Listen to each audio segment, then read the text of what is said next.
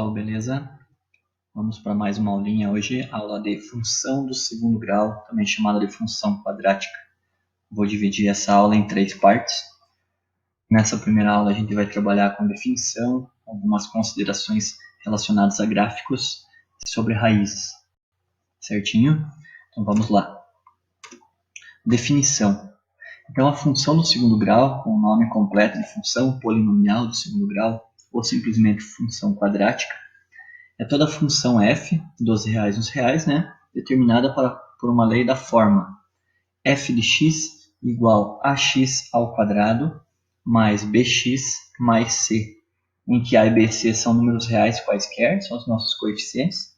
A única restrição que a gente tem ali é em relação ao a, que tem que ser diferente de zero. Por que o a tem que ser diferente de zero? Porque se o a for zero, ele vai zerar a parte do x ao quadrado. E se ele zerar a parte do x ao quadrado, não vai ser mais o segundo grau. Simplesmente por isso. Certinho? Classificação e gráfico. Se vocês lembram, no vídeo de função do primeiro grau, a classificação era em crescente, decrescente e constante. E o gráfico era sempre uma reta. Nesse caso, para a função do segundo grau, o gráfico é sempre uma parábola. Parábola é uma curva que tem uma aparência de uma letra U. Parecida, não exatamente, depende muito da fonte, né? Mas é parecido com uma letra U. E para a função do segundo grau nós temos duas possibilidades. Nós temos a parábola com concavidade voltada para cima e com concavidade voltada para baixo. E assim como na função do primeiro grau, a única coisa que a gente tem que analisar para classificar a função é o valor do coeficiente A. Então, concavidade voltada para cima.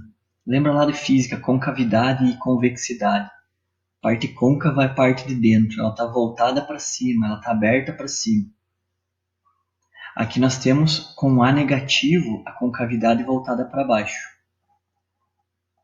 Então ela tem o formato de um U de ponta cabeça.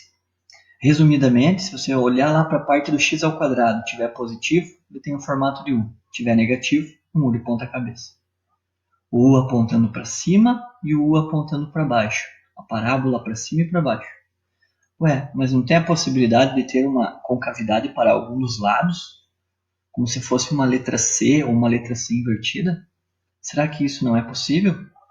Na realidade existe. Então a gente imaginar, por exemplo, uma parábola, então aqui os eixos, e uma parábola aqui. É possível? Sim, claro que é possível. Só que isso foge das definições de função. Por qual motivo? Se a gente for analisar isso daqui como um gráfico de função, nós temos um único x, nesse caso para 2y. E vocês lembram lá da aulinha de função, no geral, que cada x tem que se ligar uma única vez a algum y. E aqui esse x, por exemplo, está se ligando com um y1 aqui e com um y2 aqui. Dessa forma, descaracteriza a função. Mas lá em geometria analítica, o pessoal do terceiro ano do ensino médio acaba trabalhando com as chamadas cônicas. E uma delas é a própria parábola e ela tem a concavidade voltada para todos os lados. Certinho? Mas, lembrando, não existe concavidade voltada para os lados quando se trata de função. Certinho? Vamos seguir. Análise dos coeficientes. Eu fiz isso também em relação aos coeficientes da função do primeiro grau. Vamos ver o que acontece aqui na do segundo grau. O coeficiente A é aquele coeficiente que está acompanhando o x ao quadrado. Qual que é a relação que ele tem graficamente, digamos assim? É ele responsável por deixar a nossa parábola mais suave ou mais intensa. Ela é uma curva mais suave ou algo um pouquinho mais pontudo, digamos assim. Olha só o que acontece. Eu coloquei lá no nosso programinha GeoGebra, vai acompanhar bastante gente nessas aulas, 3 funções. Uma função f de x igual a x ao quadrado, então o coeficiente A dessa função vale 1. Uma função g com o coeficiente do x ao quadrado 0,1. E uma função h com o coeficiente do x ao quadrado 5. Eu já comentei com vocês que o gráfico vai vir relacionado a essas cores ali, né? Olha o que acontece com os 3 gráficos. A função verde, a função x ao quadrado, é essa intermediária. Então, ela tem a sua curvatura parabólica tranquilo. A função em vermelho, que é a função g, tem um a mais próximo do zero, menor. Essa curva, a vermelha, então, ela fica mais suave. E para finalizar, a função h tem um valor consideravelmente alto, 5 vezes maior que esse e 50 vezes maior que esse. Veja como a intensidade da curva ela chega aqui e muda seu sentido de maneira mais rápida. Então ela fica uma parábola, digamos assim, mais bicuda. Certo? Então o A está relacionado a essa abertura da parábola, se ela é mais suave ou mais intensa. Em relação ao coeficiente B, ele está diretamente ligado ao deslocamento horizontal. O deslocamento horizontal da nossa parábola.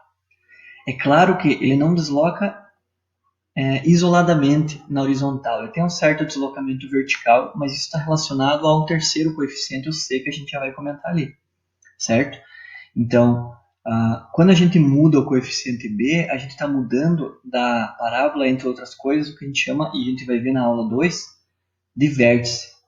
E o vértice é onde a parábola deixa de descer para começar a subir, deixa de ser decrescente para ser crescente ou vice-versa. Então, ela desloca horizontalmente. Coloquei 3 funções. Veja que nesse caso, eu estou deixando das 3 funções o mesmo A. Então, ambas estão com o mesmo A valendo 1. Só que aqui o meu B está valendo 0. Não aparece nada, né? O B valendo 0. O B valendo 2 e o B valendo menos 3. Vamos ver o que isso implica no gráfico.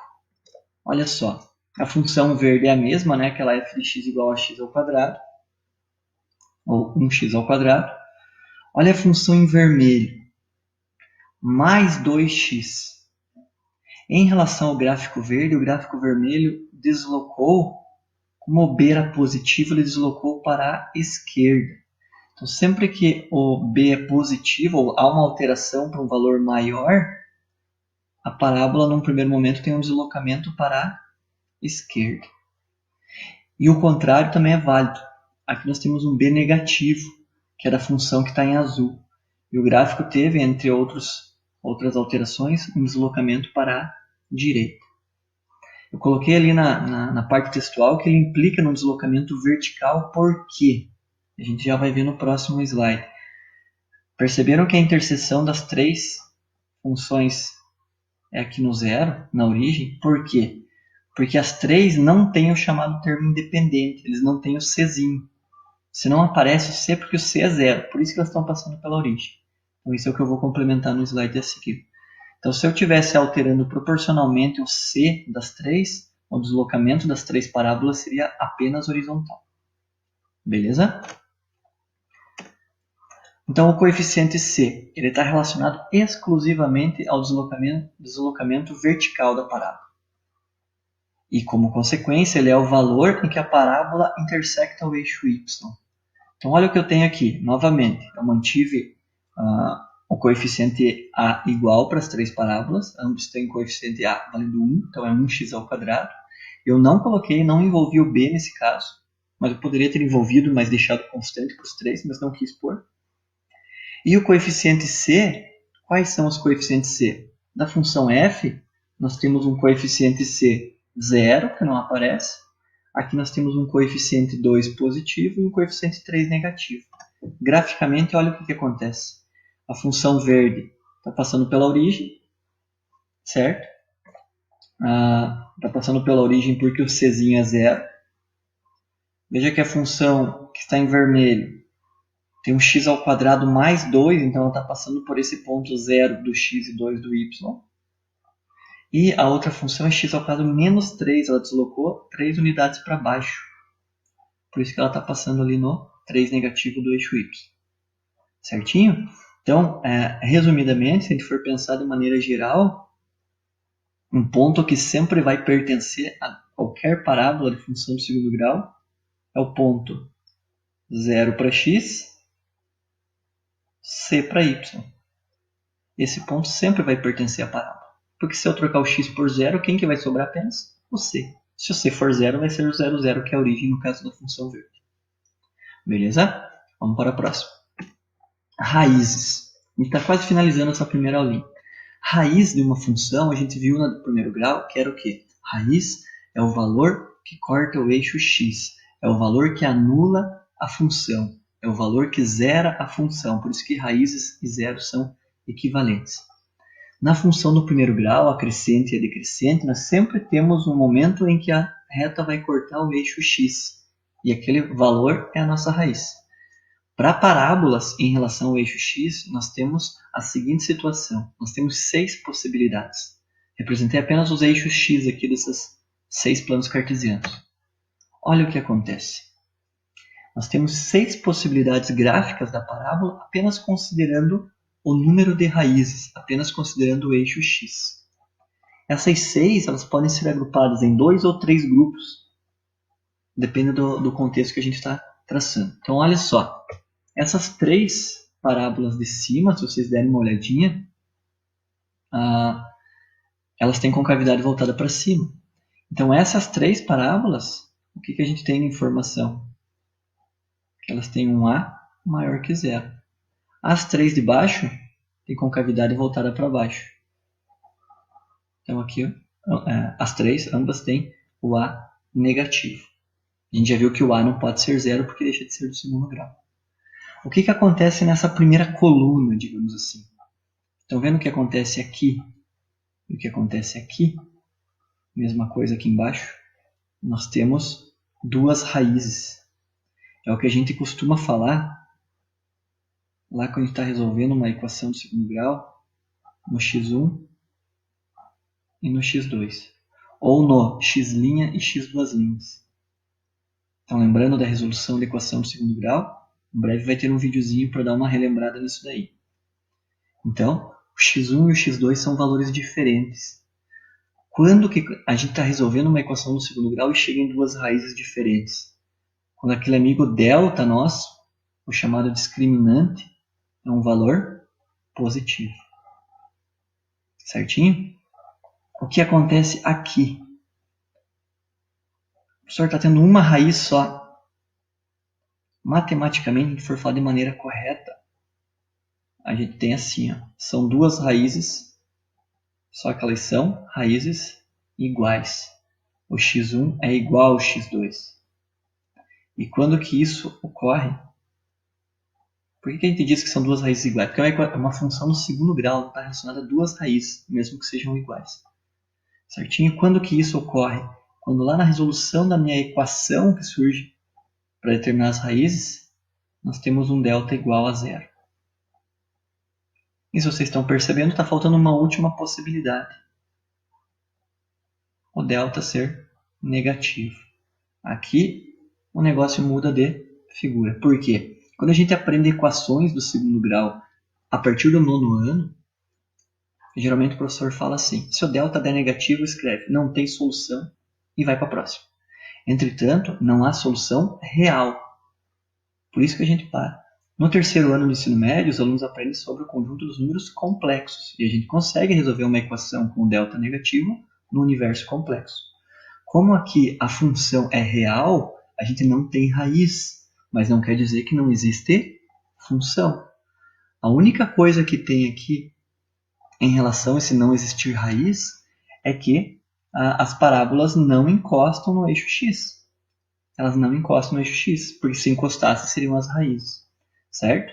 Então lembrar que se você está trabalhando com uma função no segundo grau e o delta deu negativo, a única coisa que significa isso é que a parábola não vai intersectar o eixo x.